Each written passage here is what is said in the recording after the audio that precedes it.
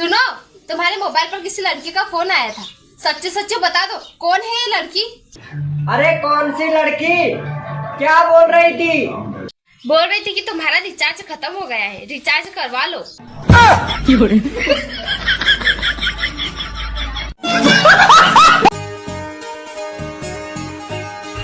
ओहो, कहाँ चल दिया? 2024 का मॉडल है।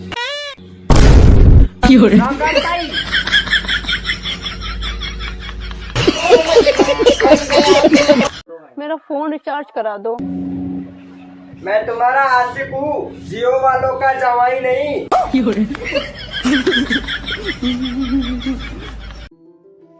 यार इतनी गर्मी में तुम चाय कैसे पी लेते हो? कौन, मैं? हाँ तुम। ठीक है, अभी बताता हूँ।